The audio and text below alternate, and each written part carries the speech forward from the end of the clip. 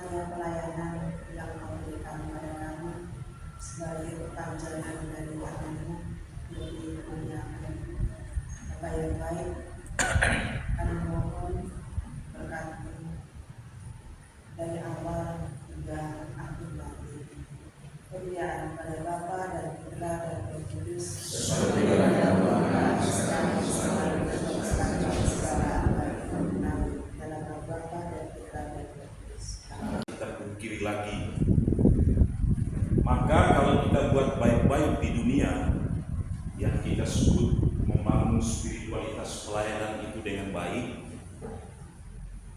lalu nanti pasti jaminannya adalah kehidupan yang akan datang.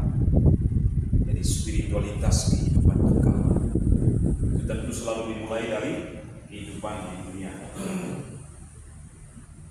Nah, sebentar ini ya kita berjalan secara perlahan saja ya. Mungkin materinya tidak banyak, tapi bahwa nanti pada setelah makan malam itu saya hanya menyinggung sedikit soal struktur kepengurusannya. Kita lihat.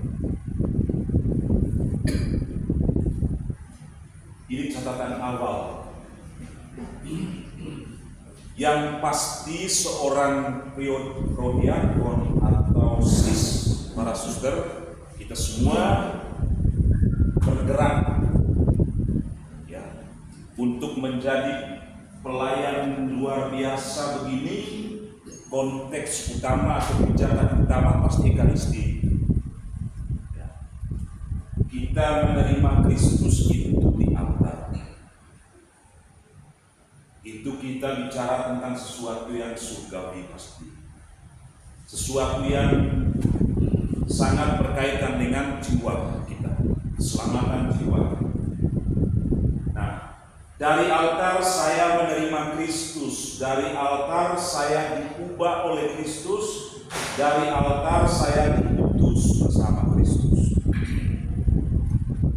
Jadi altar menjadi fondasi dari sebuah pelayanan kita.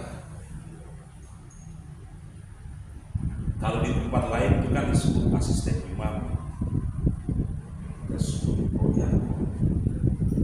Jadi altar menjadi titik sentral kita mulai bergerak untuk sebuah pelayanan. Tapi jangan lupa altar juga mengubah. Altar mengubah, lalu sekaligus juga altar mengudus. Jadi pengintegrasian antara Ekaristi dan pelayanan.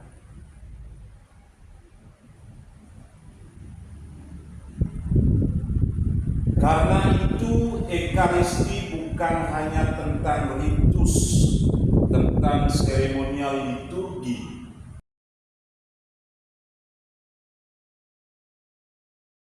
atau ya sis itu saya suster maksudnya sis. Tidak hanya membagikan komuni, tetapi dipanggil menjadi Ekaristi yang hidup di tengah keluarga pekerjaan masyarakat. Jadi sudah dengan sendirinya kan kalau di kesimpulan ini itu sudah menjawab judul tadi soal integrasi kita. Ekaristi sebagai korban Kristus mengubah kita, dan kita mesti berani untuk melakukan transformasi dalam hidup, menjalankan atau dipanggil untuk ada di peran ini. Karena itu perlu memang harus transformasi itu sesuatu yang sangat dibutuhkan dalam hidup setiap orang. Gitu ya. Jadi itu sedikit catatan awal untuk membaca sedikit tentang judul yang saya berikan. Kalau kita lihat ini, semua pelayanan yang kita berikan tentu rujukan paling utama itu adalah Kalau misalnya dokumen gereja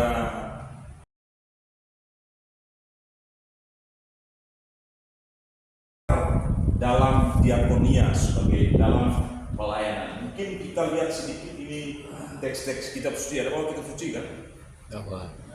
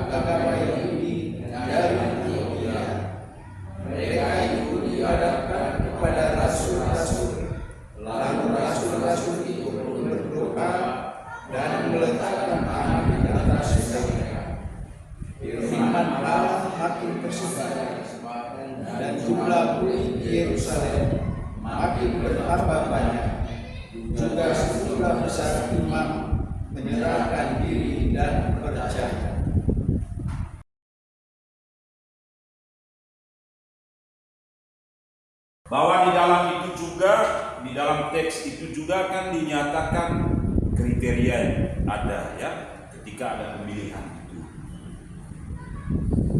Kami tidak merasa puas kalau melalaikan firman Allah di saat kami melayani. Kita lihat sedikit maknanya. Gereja sejak awal memiliki struktur pelayanan. Makanya tadi saya bilang setelah makan nanti kita harus ini, karena ternyata butuh yang namanya struktur dalam sebuah kepengurusan itu, dalam sebuah organisasi itu, dalam sebuah paguyuban itu. Karena ini tradisi gereja dan juga didasarkan pada apa yang disampaikan oleh kitab suci atau firman Allah sendiri. Jadi gereja sejak awal memiliki struktur pelayanan. Mungkin saja gereja Katolik ini pada akhirnya membentuk yang namanya entah kaprodiakon atau asisten imam dengan berkaca pada bagian ini. Lalu ada pembagian tugas demi kebaikan umat. Jadi mereka merasa kurang ketika satu hilang. Jadi ternyata sangat mempengaruhi pelayanan mereka. Mereka diberikan pemetaan secara jelas tentang tugas-tugas itu, tentu muaranya itu adalah untuk kebaikan umat. Maka saya pikir dalam realita hidup kita sekarang juga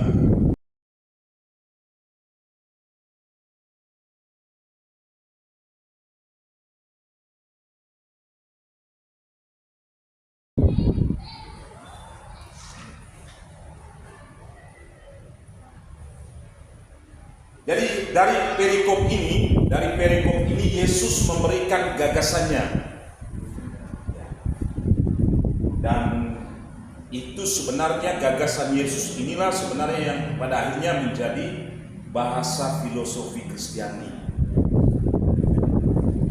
Kepemimpinan sebagai pelayanan. Kepemimpinan sebagai pelayanan. Jadi itu berasal dari pikiran Yesus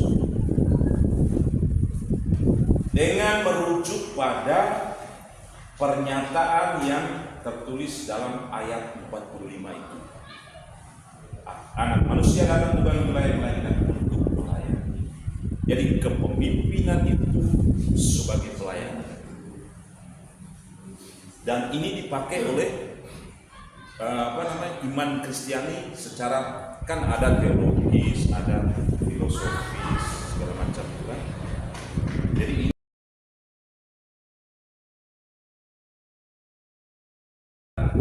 itu tidak dimunculkan secara jelas. Itu kalau bicara otoritas dalam konteks dunia. Kita lihat setelah kalau misalnya para pejabat itu kan, para pejabat keliling-keliling pergi visitasi kunjungan kemana-mana, disambut secara meriah, dipersiapkan secara ini segala macam. Artinya kekuasaan itu, otoritas itu membentuk sebuah hak atau sebuah kondisi person secara istimewa. Dalam konteks kepemimpinan, sebagaimana yang disampaikan oleh Yesus, dan apalagi dalam bahasa filosofi Kristiani, otoritas itu memberi penekanan yang tegas pada aspek pengorbanan. Jadi kalau kita mau sandingkan dengan bahasa Yesus ini, pemimpinan dalam dunia itu tentu penekanan-penekanan itu menjadi ciri khas. Makanya tadi saya bilang teks ini biasanya semua kelompok-kelompok itu pakai ini sebagai titik sentral untuk merefleksikan hidupnya. Karena memang bicara tentang pelayanan. Oke lah bahwa kita punya privilege tertentu dengan ketika kita dipanggil untuk menjadi pelayan. Kalau dalam konteks ini pelayan istimewa, pelayan luar biasa. Itu kan otoritas juga itu. Tapi kita lihat kepada dia punya maksud dari penyematan otoritas dalam diri kita ketika kita bicara tentang pelayan. Maka penekanan pada unsur pengorbanan. Banyak sekali kan hal yang menunjukkan pengorbanan. Buat tindakan sikap hidup yang dilakukan oleh seseorang, dan ketika dia melakukan peran itu dengan atau dijiwai oleh kerendahan hati, itu kemuliaan. Jadi semakin kita memiliki banyak peran dalam hidup, lalu tidak membuat kita dengan banyaknya peran itu tidak membuat kita menjadi angkuh, tidak membuat kita menjadi sombong. Justru semakin banyak peran yang kita dapatkan, yang kita punyai, lalu membuat kita semakin rendah hati, itu kemuliaan. Terkadang kan dalam kehidupan ini orang tidak menerapkan apa yang kita bilang dari altar. Kita terima Kristus, kita diubah Kristus, kita diutus oleh Kristus. Maka kalau kita mengikuti jalur itu, alur yang seperti itu, ya pasti kita akan sampai ke situ, melayani lalu dalam semangat kerendahan hati, dan kita akan meraih kemuliaan. Bisa, yang ini semua kita bisa buat, kita bisa miliki. Saya pikir Bapak-bapak sekalian, para suster sekalian, kalian sudah memberikan diri untuk misi ini, untuk proyek besar yang digagas oleh Allah sendiri melalui Yesus ketika dia menyampaikan gagasan bahwa kepemimpinan itu adalah kepemimpinan sebagai pelayanan. Jadi iman Kristiani secara filosofisnya dia membahasakan dalam konteks iman Katolik itu dengan mengambil gagasan Yesus itu. Nah, itu artinya pelayanan. Oke, jadi Markus bab 10 ayat 40.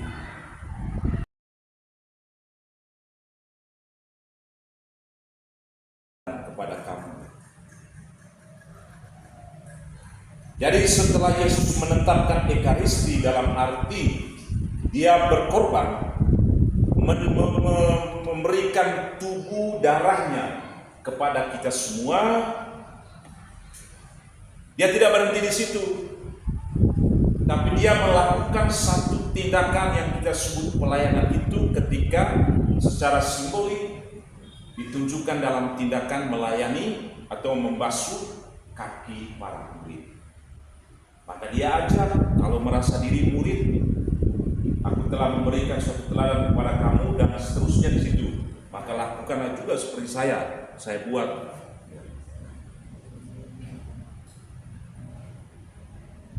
Pelayanan itu adalah aktualisasi konkret dari kasih.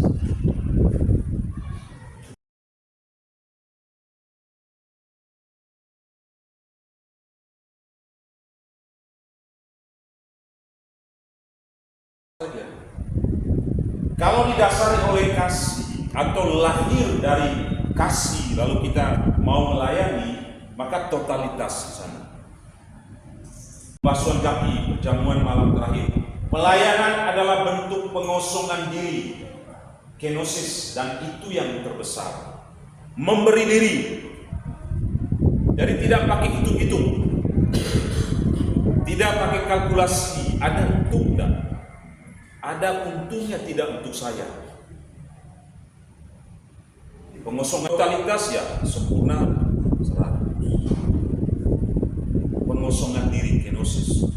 Yesus itu dia telah menunjukkan bentuk pengosongan diri ini ketika dia harus mengikuti atau masuk dalam misteri penderitaan salib sampai kepada kemuliaan. Bukan citra Allah. Dan ternyata kalau kita dalami secara baik teks-teks yang kita dengar ini, mungkin kalau kita dalami setiap ya secara sendiri boleh, dari Kejadian sampai Wahyu, ternyata dalam pesannya kan. Kalau selama ini kan kita mungkin baca lelau saja, baca. Pelayanan adalah perwujudan martabat manusia sebagai citra Allah. Luar biasa ini. Kita dikaruniai sebuah panggilan istimewa ketika ada di posisi sebagai pelayan khusus begini. Itu berarti kita mewujudkan atau menjawabi apa yang disebut sebagai gambaran dan citra Allah. Garis dan tindakan kasih itu mesti menjadi sesuatu yang integral, tidak bisa dipisahkan. Maka judul tadi saya bilang dari altar ke kehidupan itu satu garis lurus. Kita boleh kusuk merayakan Ekaristi, merayakan itu, tapi kalau tidak diimbangi dengan sesuatu yang konkret yang kita sebut tindakan kasih, itu berarti kita sedang memisahkan dua hal yang sudah satu. Oke. Kita rayakan ya itu dalam tindakan, dan itu integral ya.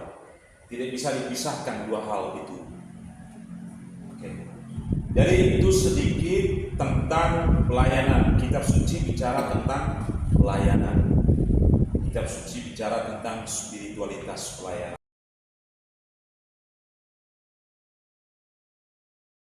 Ini sebagai kenangan akan datang. Teks ini ya dari teks dua teks kitab suci yang ada itu kita mendapatkan pesan makna spiritual. Lakukanlah ini sebagai kenangan akan datang. Ekaristi itu perintah langsung dari Yesus. Itu kan pemecahan roti, inilah tubuhku, inilah darahku. Jadi itu ditetapkan langsung, diperintahkan langsung oleh Kristus. Nah, mengenal Yesus berkorban dengan memberi tubuh dan darahnya.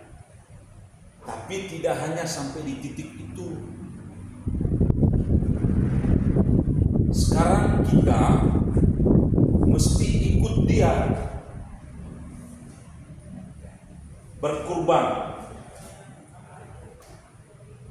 Korban dengan kurban itu beda atau sama itu? Secara bahasa Indonesia. Daku ya. Di teks itu. Ya, daku ya. Jadi dari keseluruhan teks malam ini, perjamuan malam terakhir itu, kita bisa memberi pesan spiritual untuk kita. Ekaristi itu perintah langsung. Jadi tidak pakai perantara.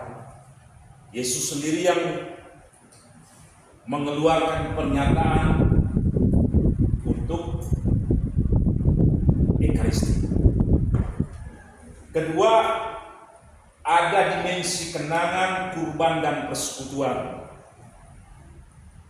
Saya pikir ini jemaat perdana sudah tunjukkan ini kan. Ada kebiasaan di mana mereka kumpul bersama, doa bersama, makan roti bersama. Itu kan sudah dengan sendirinya mengambil unsur ini. Lalu persekutuan.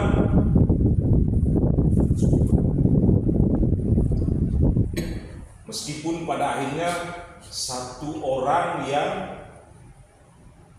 kalau saya sebutnya prodiakon yang awam saja ini. Lalu susternya tidak perlu harus meneruskan perintah ini. Jadi prodiakon garis miring sis terlibat dalam meneruskan perintah ini. Jadi kita ini tidak hanya diperintahkan untuk membagi komuni, ya, tidak hanya diperintahkan untuk membagi komuni, tapi ingat ini ada kenangan memorial, ada kurban di sana, lalu ada membentuk persekutuan. Kita bagi komuni untuk orang sakit itu sudah membentuk persekutuan. Dan menariknya adalah bahwa persekutuan yang terjadi di sana adalah persekutuan yang menyelamatkan. Kita diselamatkan.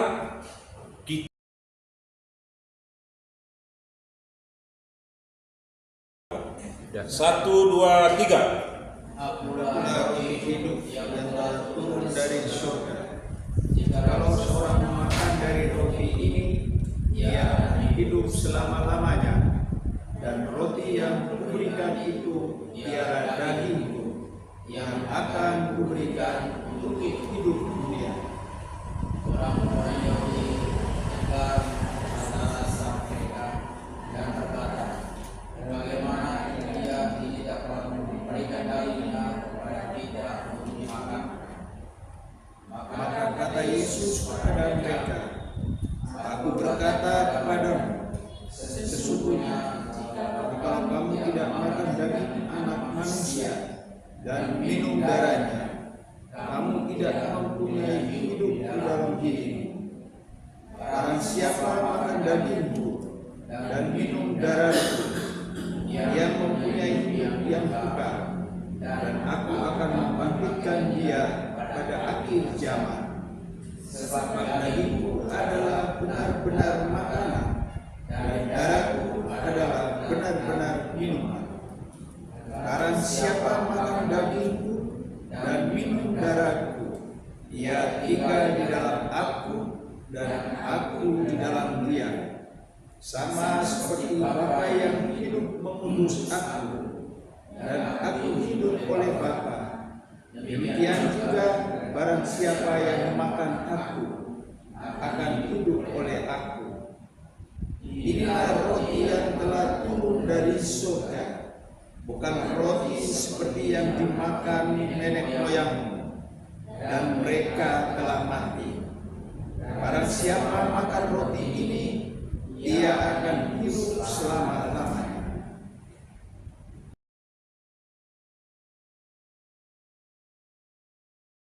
Kita dengan Kristus. Maka setiap pelayanan yang kita persembahkan, kita berikan, harus lahir dari persatuan. Jadi mesti ingat bahwa ketika kita melayani orang Kristus, maka prinsip tanpa hidup dari Ekaristi, hidup tanpa Ekaristi, pelayanan menjadi kosong.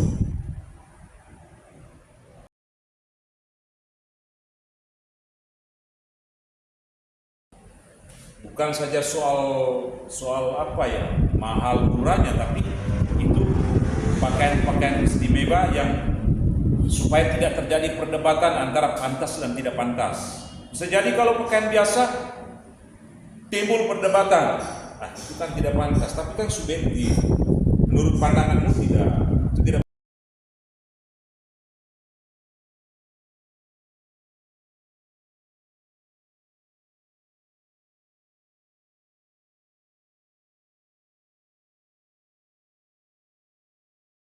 Dalam bentuk pelayanan.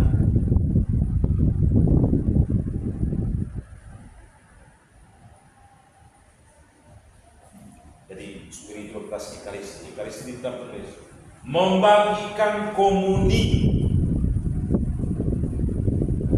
Pelayan luar biasa, iya jawabannya.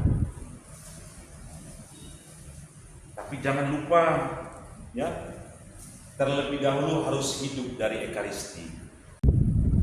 Siap bersatu dengan Kristus, siap diperbaharui oleh kasih-Nya, siap diutus untuk menjadi saksinya.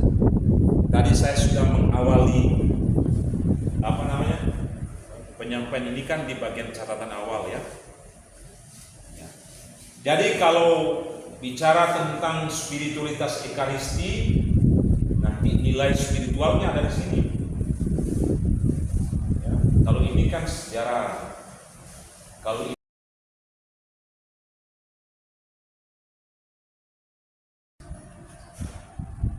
jadi tidak perlu harus dirincikan doa apa kan, apapun. Yang penting doanya itu tidak menyesatkan kok. Yang penting doanya sesuai dengan apa? Sesuai dengan tata aturan gereja Katolik. Tapi kadang-kadang di tengah umat ini kan kita berhadapan dengan sekian banyak umat yang menawarkan doa dalam bentuk. Kalau bicara dengan Allah ini macam apa ya? Bagaimana kita buat analoginya itu? Kalau bicara dengan Allah ini saya di sini, dia di sana. Tapi kalau kita mesti buat lebih dari sekedar bicara dengan Allah, tinggal bersamanya. Berarti kalau saya doa, saya di sini.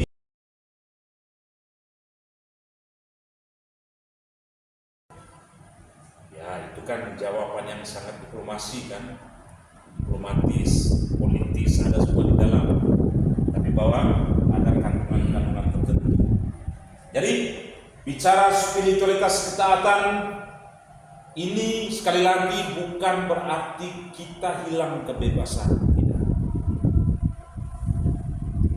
Tapi sebuah pilihan. Tidak ada lagi kegelisahan di sana. Kita tidak pernah merasa gelisah, merasa khawatir, merasa terbebani ketika kita membangun relasi dengan Bapa dan melaksanakan itu di gereja Katolik, kepada uskup, kepada pastor prodi, kepada komitmen pelayanan.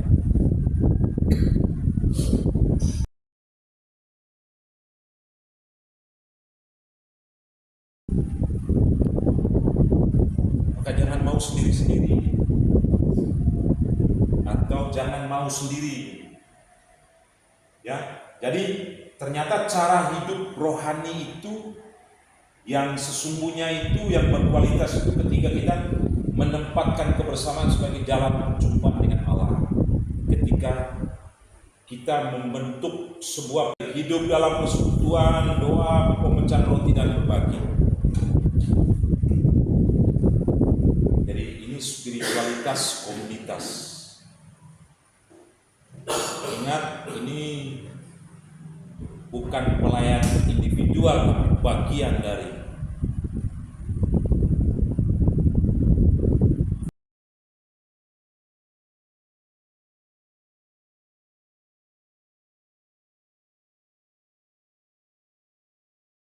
kita mati.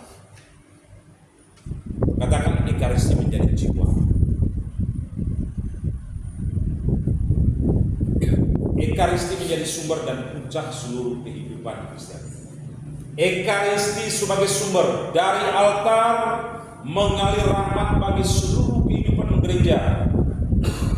Mengalirnya rahmat, sumber perutusannya, ya.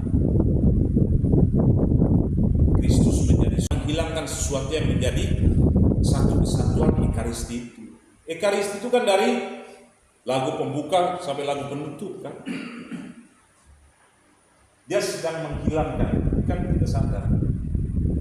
Jadi semua doa dan karya pastoral puncaknya di Ekaristi. Ekaristi, dalam Ekaristi umat dipersatukan paling sempurna dengan Kristus. Tapi catatannya,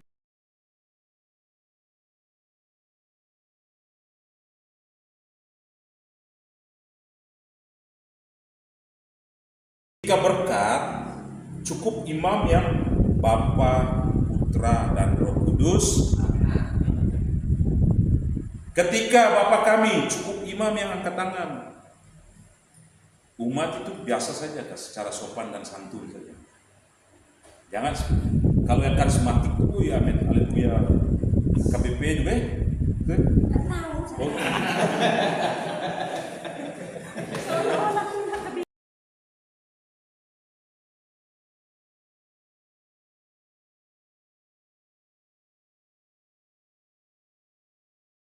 Kita ini kan darahnya di sini toh, tubuh kita ya di sini. Pelayanan khusus ya karena berkaitan dengan ini. Jadi pelayanan harus mengalir dari Ekaristi. Ekaristi berbuah, komuni kudus itu wujud persaudaraan. Makanya kami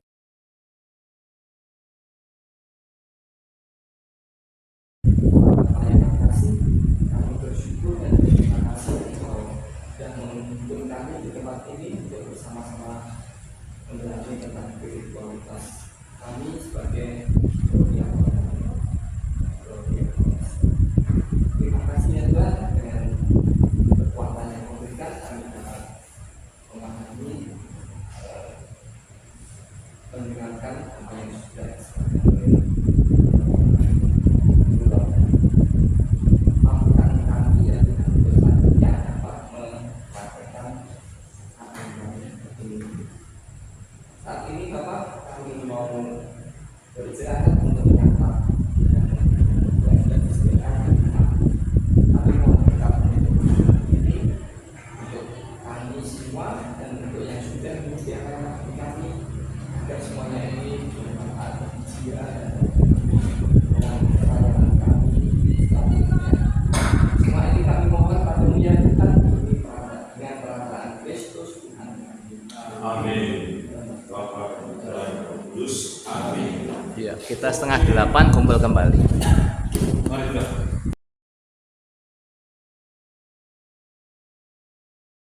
Kita alami dari Allah mesti terbuah dalam kehidupan yang konkret. Pengampunan yang konkret itu selalu berangkat dari gerakan belas kasih. Jadi kita tidak anggotanya. Jadi ketika bicara tubuh Kristus ini, kamu semua adalah tubuh Kristus ini yang diterima. Dan kamu masing-masing adalah anggotanya. Sebagai anggota berarti kita menghidupi tubuh Kristus.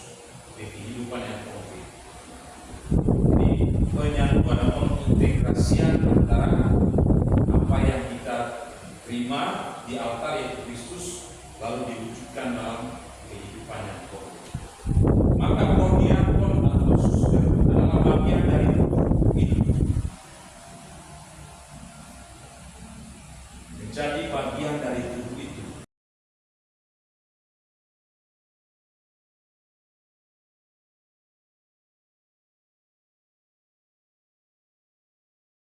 Aku muak dengan korban-korbanmu. Berhentilah berbuat jahat, belajarlah berbuat baik, usahakanlah keadilan.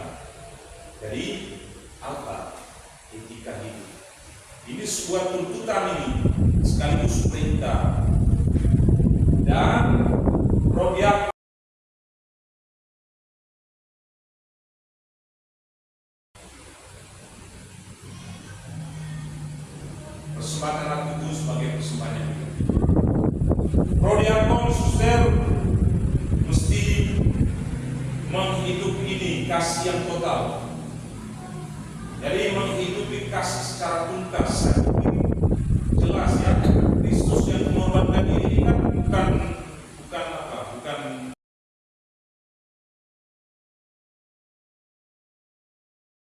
tapi panggilan untuk menjadi tanda dengan Kristus. Bahwa pelayan khusus bukan sebuah jabatan kehormatan, tapi panggilan ilahi, panggilan kasih. Kita tidak pernah menuntut banyak, kita tidak pernah meminta apa-apa. Kalau jabatan kehormatan barangkali kepada saya apa?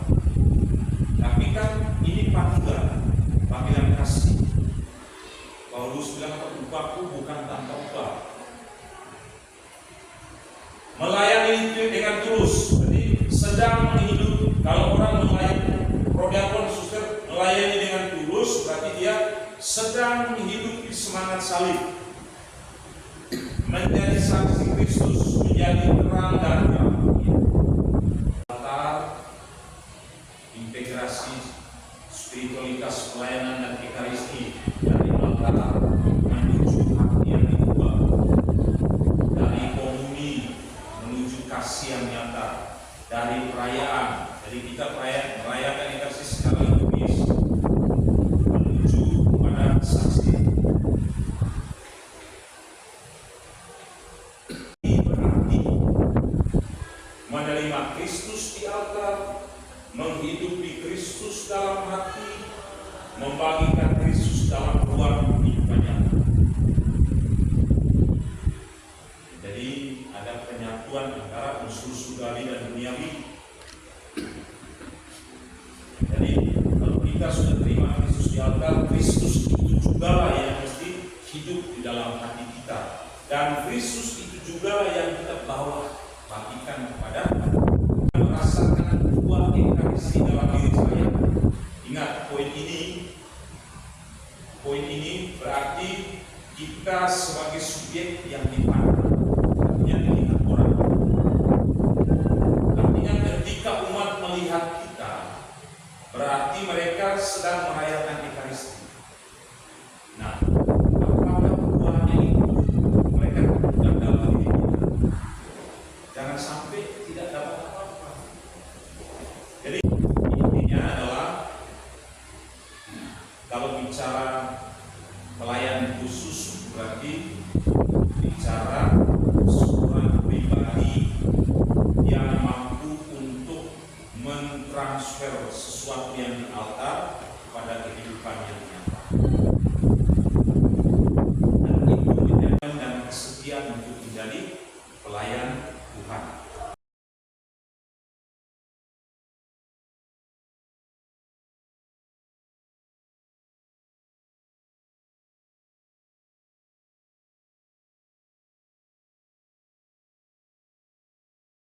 Dan kenyataannya dari awal hingga akhir kegiatan kami dalam revolusi ini, Engkau telah bersama kami. Terima kasih ya Tuhan atas kesempatan yang baik ini kami boleh berefleksi bersama akan tugas dan pelayanan kami sebagai prodiakon di paroki kami ini. Semoga ya Tuhan hal-hal baik yang telah kami refleksikan sehubungan dengan pelayanan kami pun semakin mampu memberikan semua hati pikiran kami untuk tugas pelayanan ini. Dengan demikian kiranya Tuhan kami dapat membantu umat kami dalam melayani umat-Mu di paroki ini. Semoga ya Tuhan Engkau senantiasa memberkati kami semua, memberikan kami kesehatan, semangat, sehingga kami semua dapat melayani Engkau dengan baik. Dan sebentar lagi juga kami akan kembali ke rumah kami masing-masing. Biarlah Roh Kudus-Mu yang senantiasa menuntun kami, dan kami juga boleh beristirahat dengan damai pada malam hari ini, dan besok pagi dapat kembali bangun untuk melanjutkan pelayanan kami. Terpuji Engkau ya Tuhan, kini dan sepanjang segala masa. Mohon berkat daripada Tuhan bersamamu.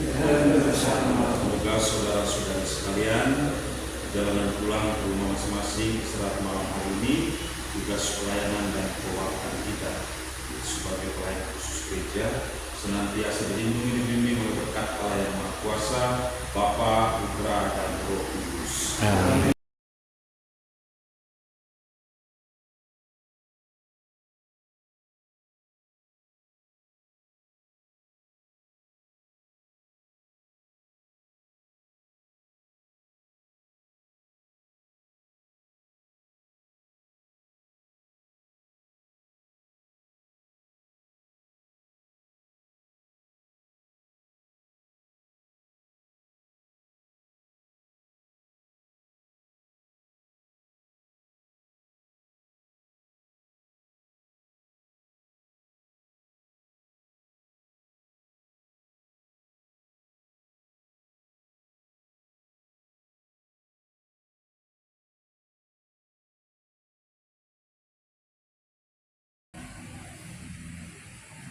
Baik, ya.